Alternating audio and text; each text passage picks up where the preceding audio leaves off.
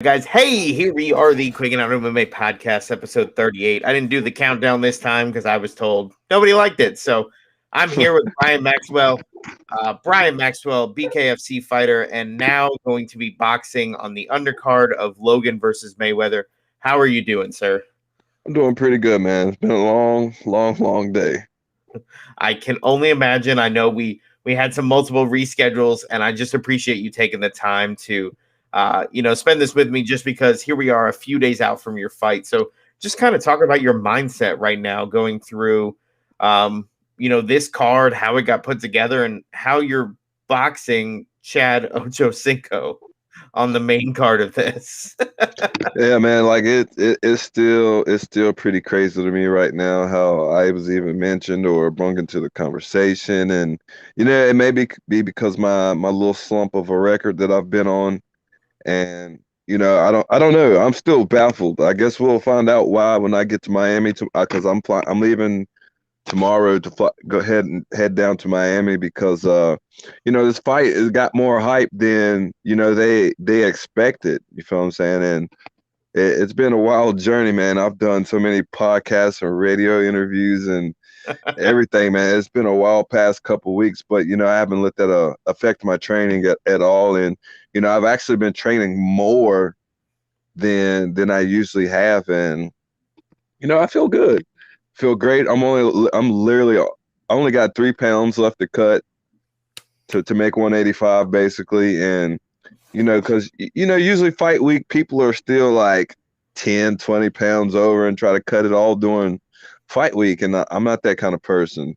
You feel what I'm saying? If the day I find out that when my weight class and my contract is signed and everything is agreed upon is the second I start cutting my weight.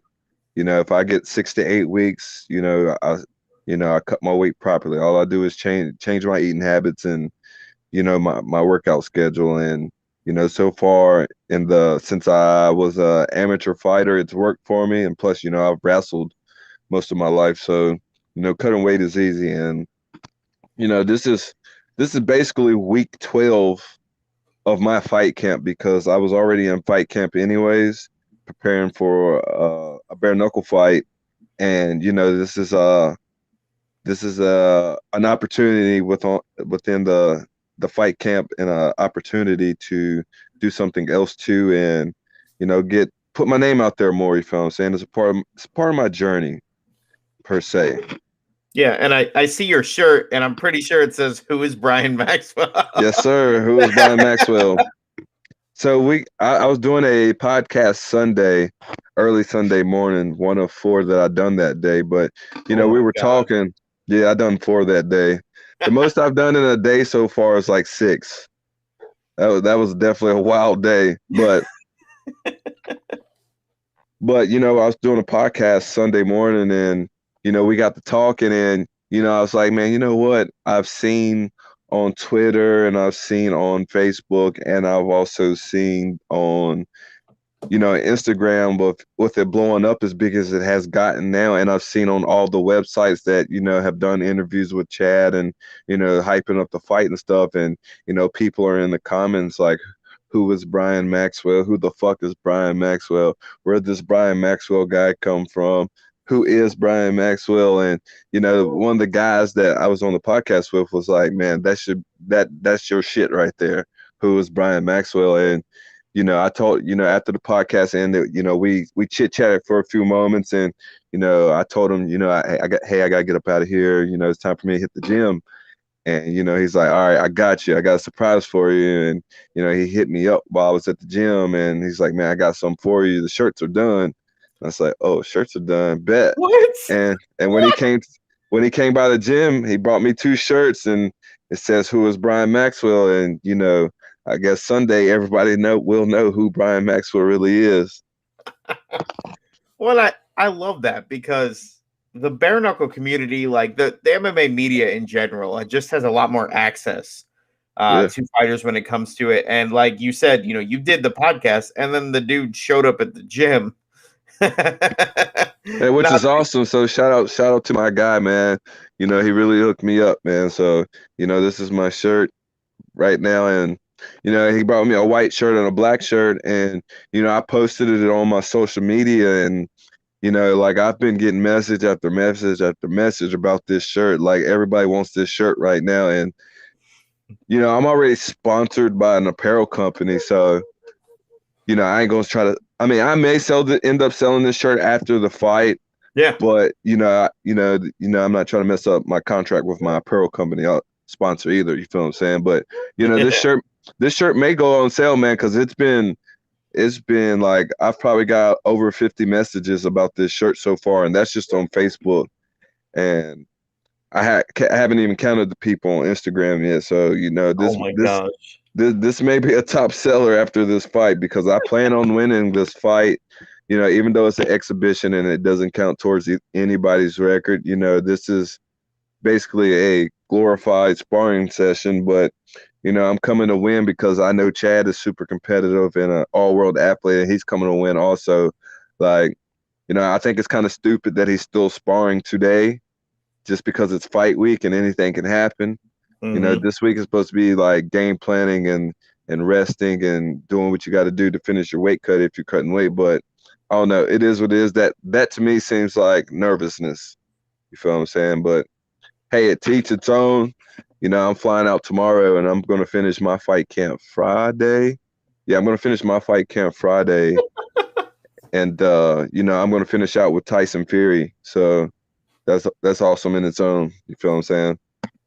And that's amazing because, my foray into boxing, I wasn't really ever a big boxing fan. I wasn't really ever watching it. And I remember hearing about Deontay Wilder. And I said, okay, I'm going to watch one of his fights, boxing match, whatever you want to call it. We're just going to call it fights because it makes it a lot easier. Mm-hmm. But I watched him try to knock dudes' heads off. And I felt like that was something that was missing from boxing for a while after the Tyson. There was that interlude of, fighting smarter, which is better for a lengthier career. Yeah. But that fight with, Fury, both of them.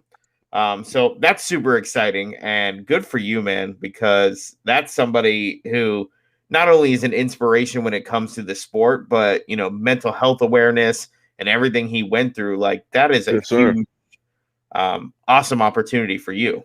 Yeah, man, definitely shout out to my sponsors, Fusion CBD Sport. Oh my God, please don't get me for that. Fusion CBD products. My bad, guys. It's been a long day, but shout out to them. They got me linked up with him, and as soon as I land tomorrow, I think I'm gonna go train with another BKFC veteran. Actually, the guy that I fought on BKFC 10, Yuli Diaz. I'm gonna go get some training in him with him also, and because we're actually going to be fighting on the same card on June 26th, BKFC 18. Mm-hmm.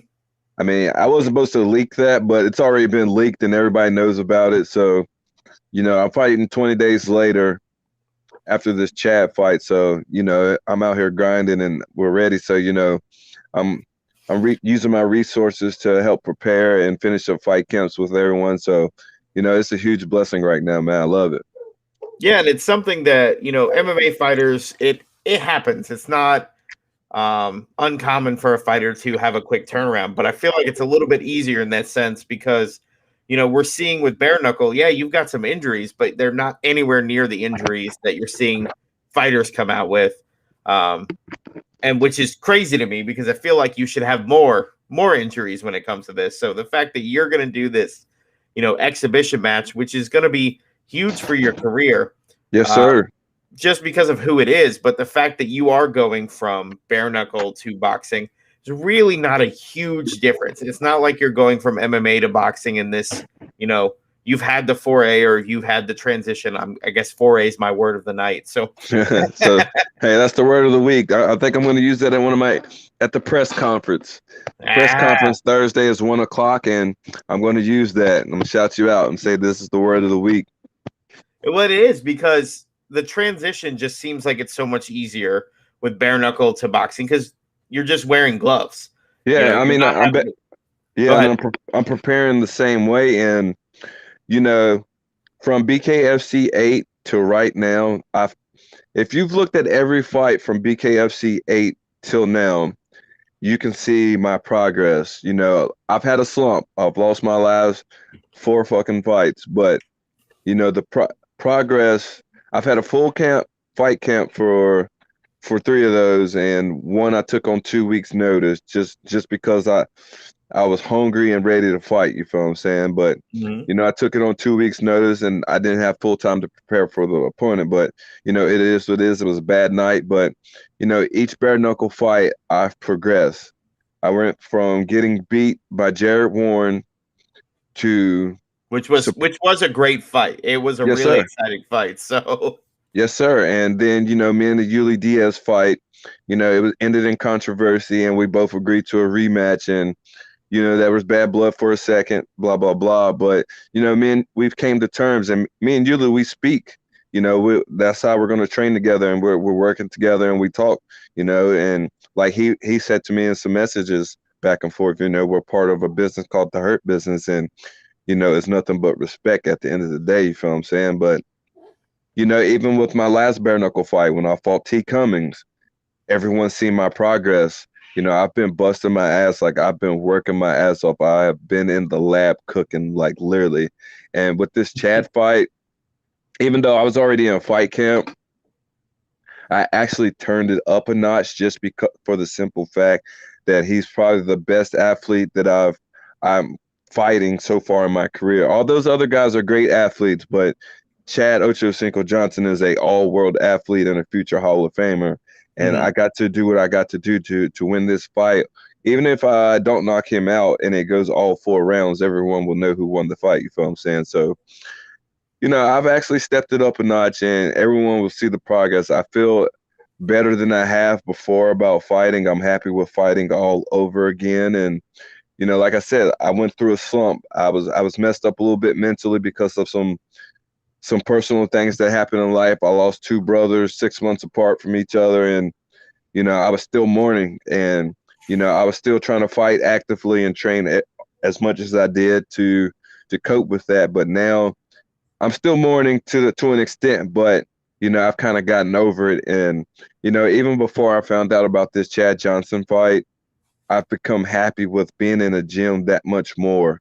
You feel what I'm saying? Because you never know when your time is coming. So, you know, I've been helped not only with my family but my teammates surrounding him, and you know, my coaches also. So, like I said, I'm happy, and everyone's going to see a different me in this boxing fight. And when I fight at bare knuckle 20 days later, they're gonna be like, "Wow, where the fuck this guy's been?" You feel what I'm saying? No, they're gonna say, I know who Brian Maxwell is now.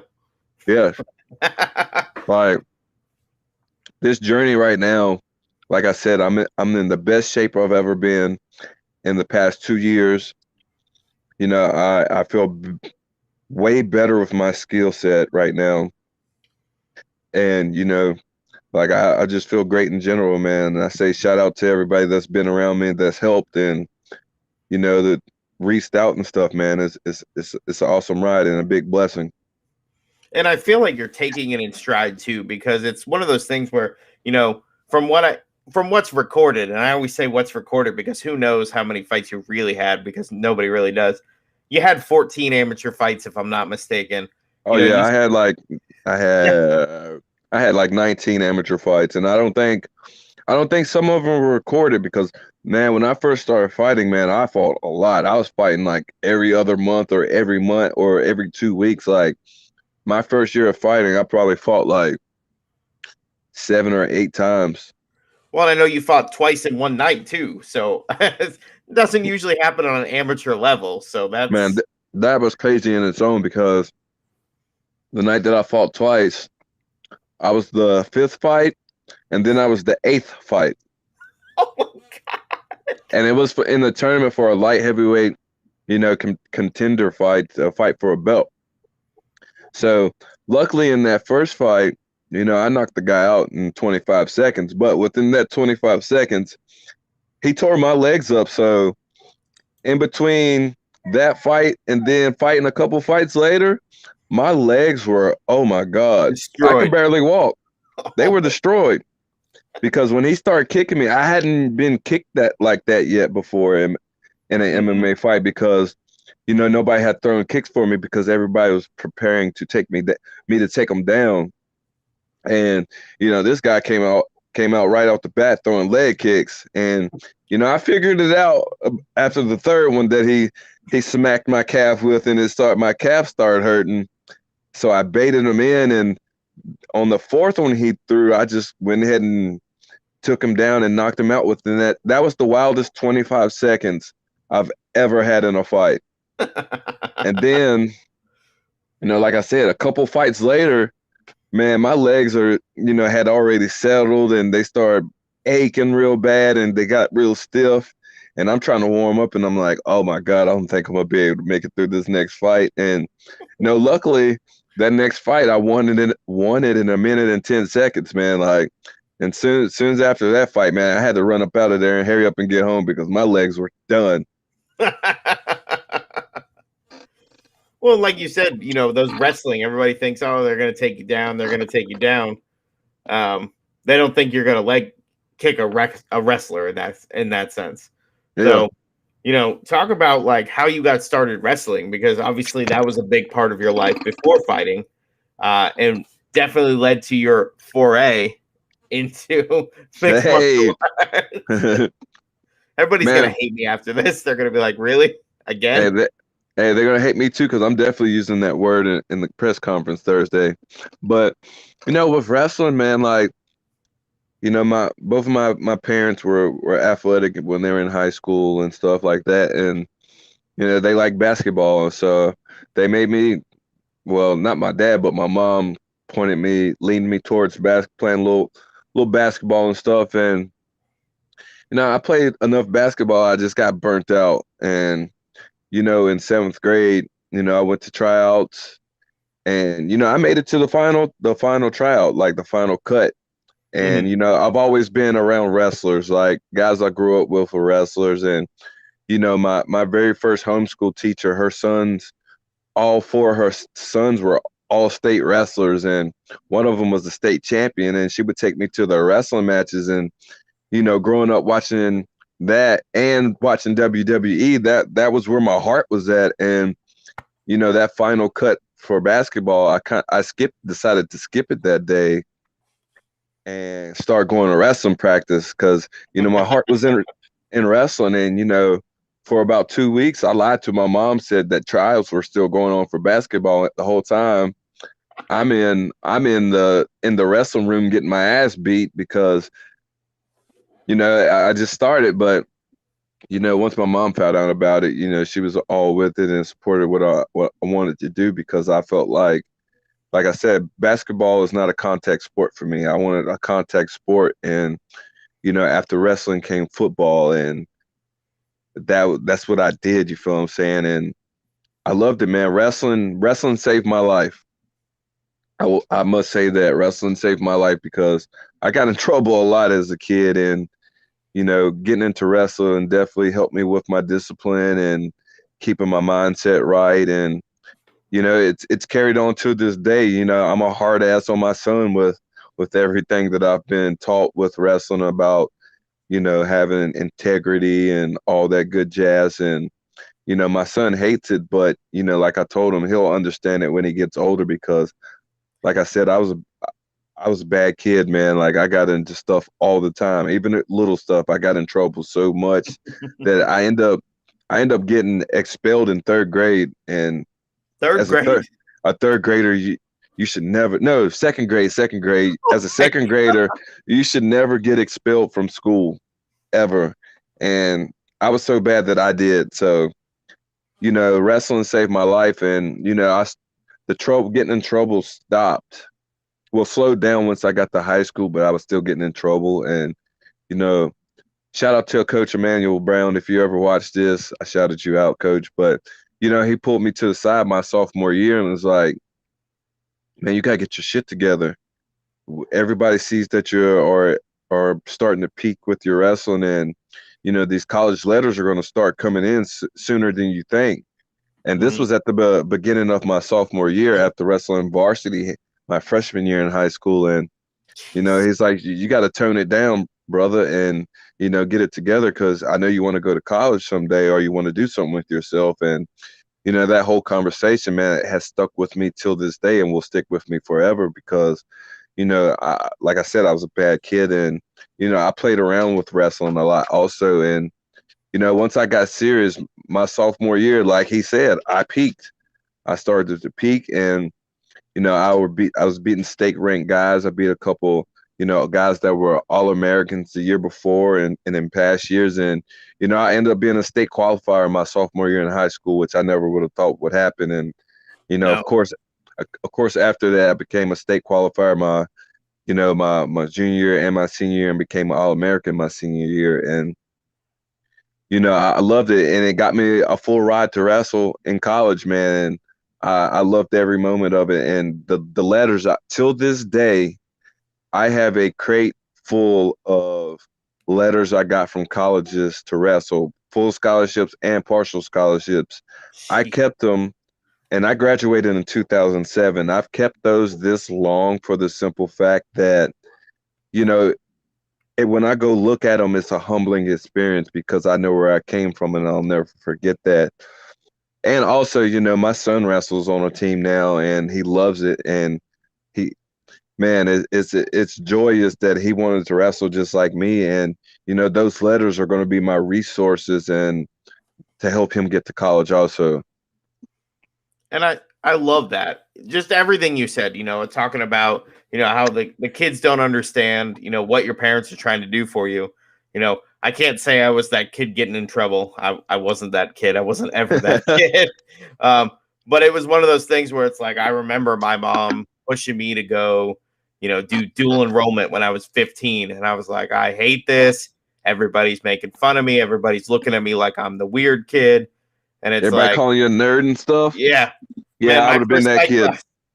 My first psych class, I walked in. I was 20 years younger than anyone in the class. And then I ended up graduating from college a year after high school with my AA. And I was like, oh, that's what she was pushing me to do. Like, it took that long to be like, oh, okay. Like, you're actually doing this for me. So, tell your kid if he wants to talk to me anytime. We'll talk about how you're right. Trust me, you won't understand it right now, but your dad's right. Yeah, I was the same way. You feel what I'm saying? I was in the mode of I didn't really want to listen to people because I was always the kid that was like, if my mom or my dad didn't talk to me like this or tell me this, you can't tell me this. And once I got over it, things started to happen for me. But at the same point in time, I'm still like that to this day. Like if you're a grown man, to me, if you can't talk to me like a grown man or try to talk to me like you're above me and I'm beneath you, I'll hit you with that shit quick. Like if my mother or my father don't talk to me like that, you're not going to talk to me like that either. And I just find it, that's just my morals, man. Like, I don't know. and people would look at that sometimes as a cocky or like, an off-putting behavior, but realistically, like, it's no different than a coach in a fight. If your coach during training doesn't, talks to you and goes, all right, Brian, throw a 3, throw a 2.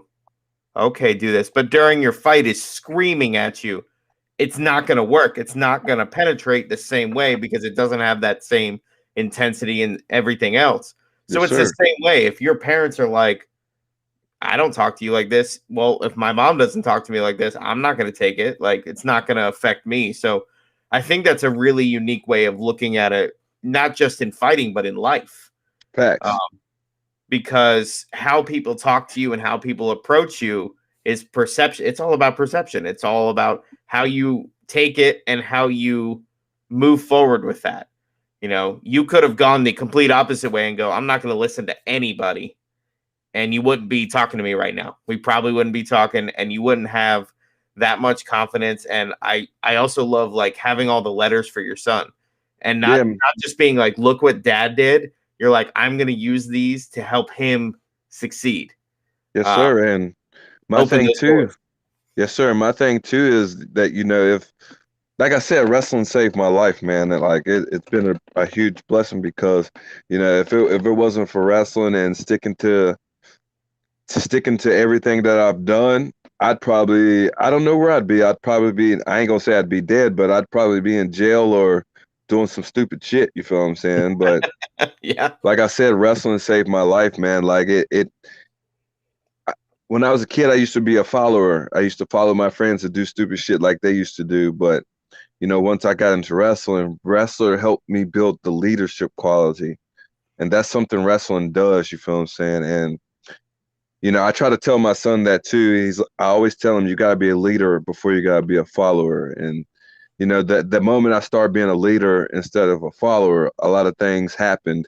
And that's what made me change my mind about stop getting in trouble and shit like that. And, the intensity with wrestling too. I try to instill that with my son too, because he's like, even though he's been around, he's 9 years old, and I've always messed with him with wrestling and stuff like that. And now that he's with the team, and he used to have an aggressive side, but now with the people he's with now, he's just a little softer than he used to be, and not as intense, because he used to hurt people in school just wrestling around and stuff, and he kind of shied away from it for a second. But it's picking up, and he's relearning how to be intense again. And it's that me letting him wrestle is actually starting to help him in school again. And he's super smart. He's gotten the highest SOL scores in his school, and he's only in 4th grade, and he's he's getting higher scores than 5th graders and stuff like that. Like that's awesome to me. So that it also lets me know that what I'm doing and saying to him is working. Well, yeah, and you have to instill that in the future, because a lot of the times people forget. I know it's hard to do, but people forget you're not just a fighter. You're a father, whatever else other roles you're taking on, and you're an example for this, this child moving forward. So his success is a direct reflection on you, especially with everything you've gone through, and especially with how important wrestling was to you. Him being able to do that too, you feel like you've already steered him in the right direction, and the results are really showing, from what you're telling me. So that's pretty awesome. Like, yeah, man. And now I have the title of wrestling parent, which makes me happier. And I'm definitely that parent that's on the sideline that if he's fucking up, I'm going out there to correct him and let him know, hey, buddy, don't look at me. You're fucking up, and you're going to do this instead of this. I'm definitely that parent, just for the simple fact that I've been there. You feel what I'm saying? Well, and you've been there, and you know what that position feels like. And I think that's something most people don't understand. And it's really easy watching boxing, watching bare knuckle, watching MMA, watching jiu-jitsu, and going, why don't you just get up? Or why don't you just get out of there? Why don't you just do this? Until you're in that moment and you're going, okay, throw the left, and you throw it right, and you're like, shit. Like, exactly. That's big facts, though. It really is. And it wasn't, covering MMA for a decade and, kind of dabbling in jiu-jitsu. There was so many times where I'd watch a position and go, if he just moved to the left, he would get right up. Like, there's no problem. And then I got put in that position and I went, I can't move. Why be can't like I that move? sometime. Yeah, definitely be like that sometime, man. But, I've always been a multiple sport athlete, and being able to do bare knuckle and do boxing and still do MMA and do jiu-jitsu, man, I love it. Like, I love it. Well, yeah, and you get the best of all the worlds, because you're literally in 4 different sports that are the foundation. And when we talk about wrestlers who transition into MMA, generally have the most success. We look at Khabib, we look at GSP, we look at those guys. Daniel Cormier. All outstanding wrestlers, and then they come into this and they just, develop those skill sets to be even more of a force. You don't see that with any other martial art, and it's not a diss on any other sport. It's not on any of that, but you look at it and you go, at the end of the day, in MMA, you have to worry about takedowns. In MMA, you have to worry about jiu-jitsu. You have to worry about throws and judo. And in bare knuckle, you're not worried about any of that. You're worried about throwing punches. Oh, is that a special guest? Hey, my last episode I had a kid, so let's bring in a dog. Let's do it. But yeah, man, I love bare knuckle and I like boxing, and like I said, it's a part of my journey, and I'm taking it in stride, and I'm busting my ass to get better and better each and every day. And for this Ochocinco fight, man, like I said, man, I've put in more time in the gym than I have in a long time, and I'm happy with it, and I'm gonna be happy with the end result. I think that I'm gonna surprise a whole lot of people, even though I got the experience. I think I'm going to shock a whole lot of people on how much different I look than my last couple fights, and you know, especially, man, it's just still surreal to me. But I'm in fight mode. I'm in grind mode still, and I'm ready to fight Sunday. We actually got moved up on the fight card. We got moved up 4 spots because we was the first fight on the fight card. And I got news today that we moved up 4 spots, so we're at the top of the fight card now, and it's a true blessing. So and that's incredible, and that shows what they're putting into this fight. Because yes, on one end, let's be honest, they're looking at this, they look at your record, and they go, this will be a good fight for Ochocinco. But they're not looking at the experience. They're not looking at the fact that you're not seeing football players make weight cuts. You're not seeing them have to go through this, hit a certain mark on the scale, have to be in an enclosed space like that, with them having room to run. There's a lot of elements, and it's not to say he isn't training for this, but like you said, he's still sparring this week. Yeah, he's been training with the Charlo brothers the past week, and I guess he's finishing up his fight camp with them today or tomorrow and flying back to Miami. But like I said, I know he's probably taking it serious, but from all the stuff, the footage that I've seen, this is gonna be a fun fucking fight, man. like I can either, like I said, I'm prepared for all rounds, but I'm also prepared for 2 versions of Chad. I'm prepared for the Chad that wants to entertain and have some fun, but also I'm prepared for the Chad that wants to come out there once I hit him for a few times to try to knock my head off. And I'm well prepared for this fight. Like, this is the most prepared I've been for a fight in over 2 years, and I'm ready to let my hands go and ready to do my thing. You feel what I'm saying? This is the reawakening of Brian Maxwell, and everybody will know who Brian Maxwell is by the end of the fight card on June 6th. Like man, this has been a wild past couple weeks, man. Like, I feel like this fight and Floyd's fight are the 2 most hyped fights on the whole fight card. I don't know any other fights on the card. Exactly. And there was a WBC title fight on the card, and nobody's talking about it. Everybody's talking about me and Chad and Floyd and Paul. That's all you hear in the media. And, like I told a podcaster yesterday, all those guys could stay in the media and have all the cameras on them at the gyms and stuff. I've had that a little bit, but not as much as those guys. But while they're doing that and try to study film on me, which is going to be super misleading, I can promise you that. I've been in the dungeon. I've been in the jungle. I've been in the slums busting my ass. You feel what I'm saying? And I'm trying to tell you, man, this is going to be a good one.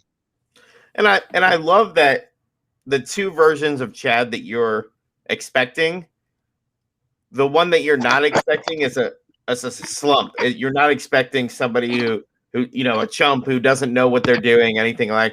You're still taking him seriously, and I think that's, like you said, the respect you have for him as an athlete. Yes, sir. All day is what's driving that. So, I think that's fascinating, to be completely honest, because you're not like, I'm going to go in there. I've done this. He hasn't. I'm going to win, and we could talk about the Paul brothers and the Askren fight or all that. Oh God, it hurts me just to talk about some of this stuff, because it shouldn't be the spectacle that it is. And, we're looking at it now, but we're seeing it where we're talking about it. It's something that's being monetized, and it's getting, quite frankly, it's getting you paid. I really hope so.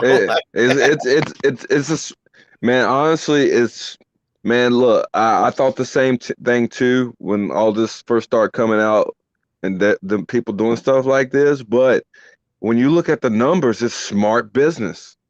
It's what their fans want to see. Look at those, how many fans those guys like that bring over back into boxing. They say boxing was dead. I don't think boxing was dead. Just boxing needed some star power, more star power, since Floyd's not around all the time anymore. So they needed somebody to come in and tear shit up and wreck shit up a little bit. And that's what these Paul brothers have done. And look how much money these guys are bringing in. Look how much YouTubers and TikTokers, the fan base that they're bringing over. It's smart business. Look at all these paydays. These are some of the biggest paydays that boxing has seen in ever. You feel what I'm saying? Mm-hmm. And especially big paydays for people who aren't boxers.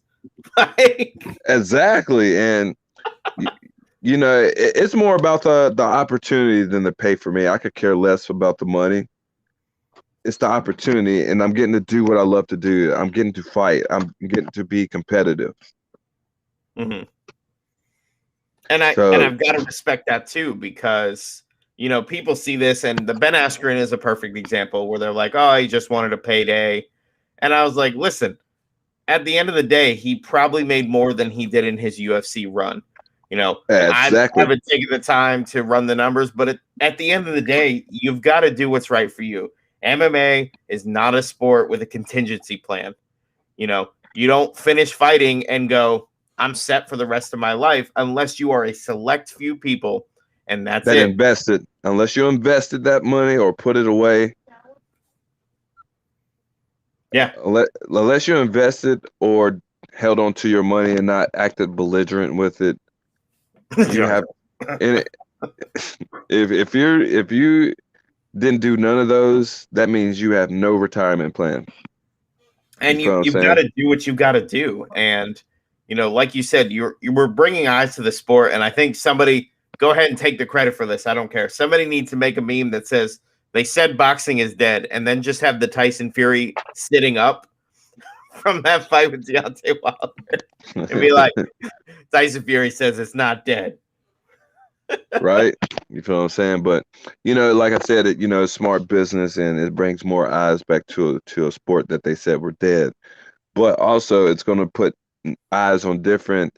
With me coming in, also it's going to put more eyes on bare knuckle fighting championships too, because I'm the bare knuckle guy coming over to boxing and fighting a celebrity, so that it's a win-win situation for everybody, and I'm blessed to be a part of it.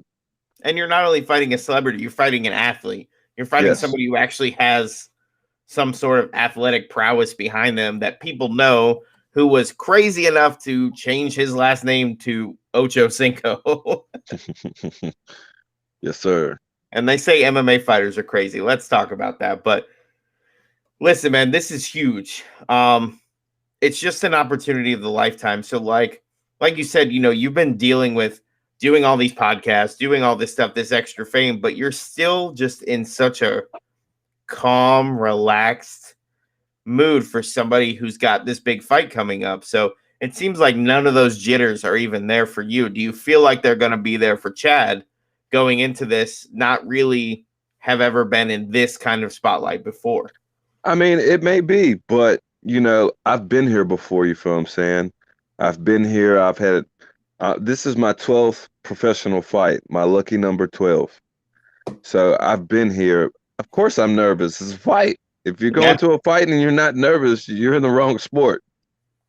But at the same point in time, the reason I'm cool, calm, and collective is because, I'm my mindset has slowed down. I'm ready to fight. I'm blocking everything out, all the bullshit and extra stuff, and my mindset on the fight. Like I'm mentally prepared. You feel what I'm saying? And with everything going on, like I said, I haven't it hurt my training this go around. As in the past with my training, I'd be at a podcast at the gym, or I'll be rushing to come home, rushing my practice to come home to do a podcast. I haven't been doing that. I've actually had time, and I've actually got more time in with my striking coach too, man, which is a huge blessing too, man. And I'm telling you, like I said earlier, the reawakening is going to happen June 6th. Well, and yeah, again, like you said, the record you've talked about it being in the slump, but sometimes you need to be in those slumps. Sometimes you need to experience those hardships to overcome to make yourself better. There's fighters out there, and I'm just going to use Jonathan Ivey because it comes up.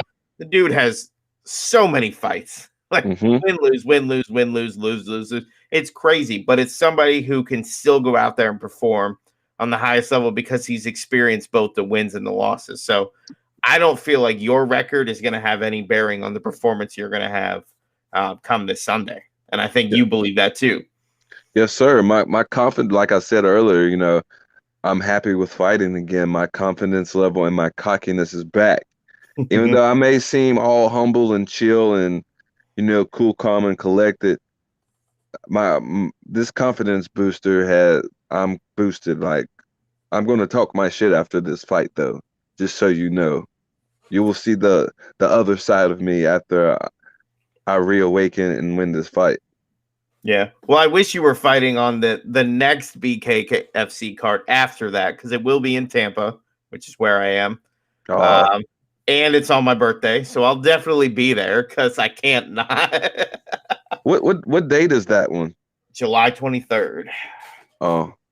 And it's in Tampa, but it's not in Tampa. It's in Lakeland. That doesn't count. Oh, okay. I was about to say it's in Lakeland, right? Yeah. But hey, I may be there. I may be there. I may make an appearance. We'll see how things go after this Johnson fight and this next bare knuckle fight, man. Like, everything's gonna change. Like, my schedule for the rest of the week is pretty much set the second that I step off that plane in Miami tomorrow. Like, it's gonna be wild. Listen, man, I want to save this time for thanking the sponsors. Normally, most people would probably never do this because that's how it works. Who made the shirt? I gotta know. Like, it's driving me nuts. It has been the whole time. Man, look, I've got so many names in my head right now, but hey, if you made the shirt, comment on the post. Shout out to my guys at Wabu Podcast. Those are the guys that came up with the idea of making the shirt, and that we ran with it. And I love that because you're giving back to the people who are trying to give you a platform, so that shirt becomes a joke in the future. Why do you have a shirt that says, "Who is Brian Maxwell?" Well, there's a funny story behind this. Yes, sir. And you get to tell that forever. So if you have any sponsors, anyone you want to thank before we get going. Yeah, man, I got a lot of sponsors now. We started at the bottom, now we're here. But, I want to thank my main sponsors, Moon Juice Cryptocurrency, the only cryptocurrency powered by energy drink. Most definitely Fusion CBD products, man. They have gone above and beyond for me. Like, they've made everything complete. They've got everything down to the T. I got a bunch of other sponsors, but those two right there are the main ones who have helped me get a lot of shit done and a lot of shit in the works, like with my clothing and stuff and with these sponsorships. And, I'm going to be, when I get to Miami tomorrow, I'm going to be shouting out all the sponsors and all the people that sent money for the mentions and stuff on the podcast and stuff and interviews. And, I'm going to do a big live tomorrow. So stay tuned for that for sure. But, I thank everyone that's been a part of this journey and this fight camp. And I know everybody's tired of my shit. I know my family, my friends, and my teammates and people at work are tired of my shit. You feel what I'm saying? It's almost over, ladies and gentlemen. We got 2 fights to knock out. And then it's chill mode, okay? But, man, thank you for having me. Hey, if you want to do something post-fight, holler at your boy. Or if we don't, I may see you in Tampa. I may see you in Miami, but we got to link up or something. Absolutely, man. Well, on behalf of myself, Combat Press, and then I tried doing this and it never works. Barba Cubano, Bertsos Bakeshop, Fat Boy Jiu-Jitsu, and Epic Jits Tees, of course, for the shirt that I'm always sporting, and that's in one of these corners. I'm just going to point like I know what I'm doing here. Yes, sir. Brian, thank you so much. I hope after Sunday, not a single person is asking who is Brian Maxwell. Exactly, but for now, who is Brian Maxwell, though? Take that thank you, man. Into this weekend and kick some ass. Yes, sir. Thank you. No problem, man.